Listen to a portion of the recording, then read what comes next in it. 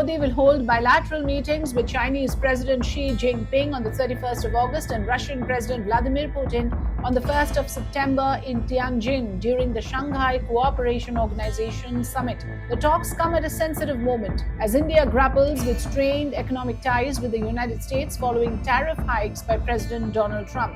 India's relationship with China, though still fragile, has shown signs of cautious improvement after years of confrontation. Tensions had escalated after the deadly Galwan Valley clash in June 2020, but sustained diplomatic and military engagements have since led to withdrawals from some key friction points along the line of actual control. Despite heavy deployments, both sides have worked to lower the risk of fresh escalation. This will mark Modi's first visit to China in more than 7 years, his last being the informal Wuhan summit with Xi Jinping in 2018. The upcoming meeting is expected to test whether the managed thaw between the two Asian neighbors can move into a more stable phase.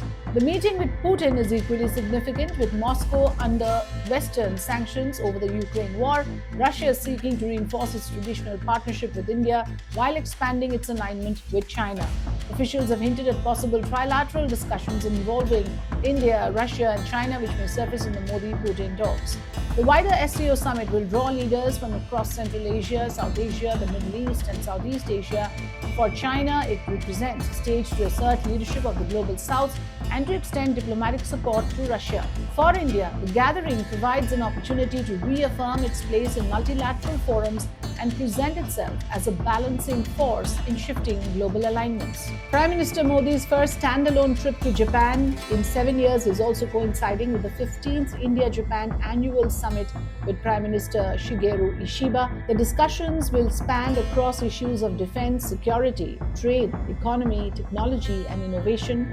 MOUs and outcome documents are expected to be signed, reinforcing strategic cooperation and giving a decade-long boost to the bilateral relationship. As part of the Quad grouping, that is India, Japan, Australia, and the US, the visit will emphasize critical minerals, defense, ship maintenance, and space cooperation under the regional strategic framework. The Prime Minister's visit to Japan will be for 2 days, 29th and 30th of August 2025, following which he will move to China for the SCO Summit in Tianjin. Bilateral meetings are planned with key leaders including Chinese President Xi Jinping and Russian President Vladimir Putin. 4 areas of focus include restarting direct flights, reducing trade barriers, easing investment restrictions on Chinese firms. China has agreed to facilitate exports of fertilizers, rare earths minerals, and tunnel boring machines to India. If we talk about geopolitical significance and strategic context, there are at least 5 important points to look at. First, the balancing of US tariffs with regional diplomacy. With the US imposing steep tariffs up to 50% on Indian exports, Modi is strategically leveraging relationships with Japan, China, and Russia to diversify economic alliances and counterbalance the impact. Deepening Quad strategic cooperation is the other important factor, where India and Japan dialogue under the Quad framework is increasingly centered on practical cooperation, especially in critical minerals vital for manufacturing and technology independence. The third point is with regards to recalibrating relations with China. This visit marks Modi's first to China since 2018 and signals a carefully measured rapprochement amid unresolved tensions.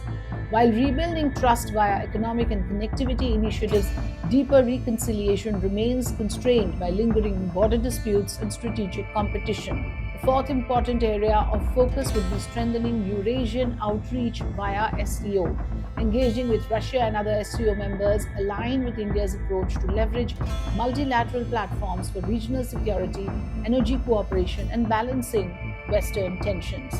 Fifth, and the most important also, of course, becomes reinforcing Make in India and high-value investments. The tour is designed to attract high-value investments, notably from Japan, and ensure continuity in supply chains, especially amid global disruptions.